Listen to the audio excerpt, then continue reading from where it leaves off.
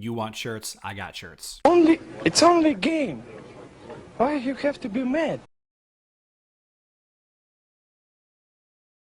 What is up, heroes of Dominion? My name is Charlie. This is Hero Wars Central, and this is going to be a Q&A video that from questions that I've had direct messaged to me on Discord. So please keep the questions coming. I love to answer questions.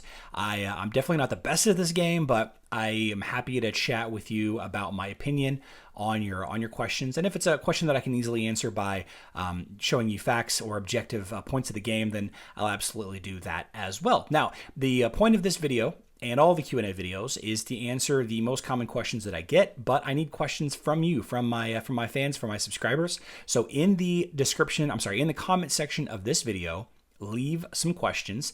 Reach out to me on Facebook, reach out to me on Discord, send me smoke signals, whatever you got to do, but ask me some fun questions. If it's questions that I get asked a ton, maybe thoughtful or provocative questions, I would love to answer those as well. So make sure to send them over to me, and I'll pick 3-4 questions, and we'll answer those. We'll chat about it a little bit, and yeah, we'll see how we do. So this week I've got 3 great questions. Great questions from direct messages on Discord, and I think they're interesting questions that people ask me a lot of that I haven't really gotten around to. So let's talk about it. So Trouble8732 messages me and asks, "Hey Charlie, I read somewhere that once you hit team level 90, that it's no longer important to keep your heroes level the same as your team level. Is this true?" So we chatted a little bit about this question after here, and obviously you don't see the whole conversation, but really what we were talking about is on mobile, the tower, once you hit level 90 on mobile, you can auto clear the tower once you've cleared it 7 times after you've hit level 90. And one of the biggest reasons to keep your team level and hero level close together is because of the enemies in the tower are based on your team level, not your hero level. Now, there are other aspects of this game that I'm not going to get into having to do with equipment and your team level that I'm not going to talk about. But regarding the tower, once you hit level 90 on mobile, it is no longer important to keep your team level and hero level similar. Just go ahead and blow up that team level as quickly as you can. In fact, a lot of people would argue that you should just keep leveling up that team level and you'll eventually catch up anyway. And it's probably a good plan either way. So on Facebook, this does not apply, as you cannot auto clear the tower until you're at level cap of 130. So this again is a question specifically for mobile. Rank Dog asks, hey Charlie, Rank Dog here. I'm stuck on Khornak in chapter 14. My Kark line seems impotent against him as far as dealing damage. Any thoughts or pointers? So I am going to answer this question with a video down in the description box below. Actually, a couple of videos. I have not personally beaten Khornak yet, and this is a Facebook boss for those of you playing on mobile. Chapter 14 has this robot dwarf boss thing he's very tough. He was very, very difficult to defeat a couple of years ago, and there are plenty of strategies on how to beat him now. But the reason why I found this question was very important is because I have sort of become identified with the Kark team, even though I did not come up with the Kark team. I did not, pioneer any of the fun combos with it. Nothing to do with that. I just play it the most, so it seems like that, I know more about it than I do other teams. And that's probably true. I probably know more about it than the Kira teams or the Twins teams. So because I suggest Kark lineups so often, a lot of players will level up a Kark team and they have trouble in the campaign. And why is that? Why are they having trouble in the campaign? Well, one of the best tools that Kark has is his knockup with Tendrils attack, and that doesn't work on bosses. It's just very simple. It doesn't work on Outland bosses. It doesn't work on campaign bosses. It doesn't work on bosses. It doesn't work on adventure bosses if you're on Facebook.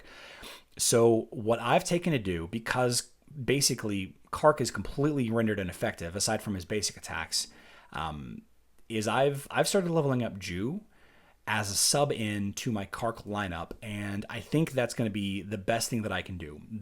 What a lot of people do is they use Ziri and Ju, or Ziri and Ishmael, I think, and maybe a little bit of Orion with an armor artifact here in the back with Martha or maybe Astrid and Lucas. So check out those videos in the description down below. But I thought it was important. People ask me this all the time. My Kark team sucks in the campaign. What's going on? Kark sucks in the campaign. That's what's going on. And I'm really sorry for suggesting Kark to so many players. He is a great hero, and his team is very flexible and, very, very strong. However, it's not great for the campaign. It's just that simple. I wish I had a better answer for you. Yeah, sorry. And then finally, Simon Geek asks, I got a refund from Apple Pay because I mistakenly purchased a package, and I will have negative emeralds, right? And the answer is yes. So the way that refunds work, at least on mobile, I actually haven't seen anybody really complain about this on Facebook, but it definitely could happen. But if we take a look at this example here, so this package, I get 6,000 emeralds, some skin stone chests, some energy, and some VIP points, and it costs me $62.49. But you can see this little part right here, this 80% discount.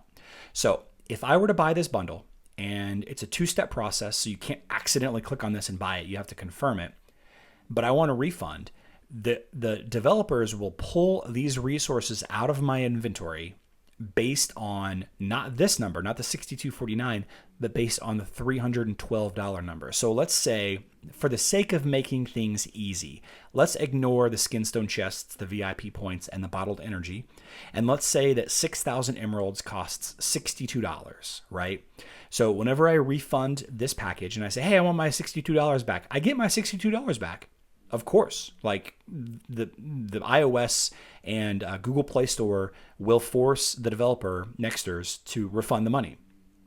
And you get that money back. However, they pull the resources out, but they don't pull 6,000 emeralds out. They pull this number worth of emeralds. And $312 is effectively, it's roughly 5 times as much. It's a little less. Actually, it's right at 5 times as much. So I wouldn't go negative 6,000 emeralds. They wouldn't pull 6,000 emeralds out.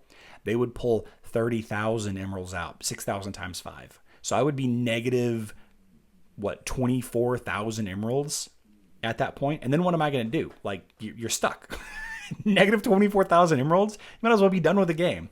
So this is to punish people who the developers feel are trying to game the system by buying stuff and then refunding stuff. And there are people that do this. There's a whole tactic behind switching back and forth to Russian servers. There's an auto refund process that has been put in place by Facebook and then taken out, that people were using to hack. If you're going to cheat, then I don't want to be a part of you. I don't want a relationship with you. If you're a cheater, if you're a hacker, then to me that takes away from the fun of the game. It gives you an unfair advantage, and you should be punished accordingly.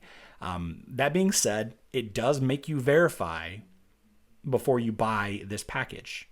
Okay, so you can't accidentally buy this package. So I don't want to hear that either. It's a negative number. You're being penalized. You probably can't play the game anymore. You probably have to start a brand new account, or at least on a brand new server. Yeah. So with that being said, this is an attempt to not last 15 minutes on every single one of my videos. I'm going to end the video right here. I love you all. Keep those questions coming. Good luck in Dominion.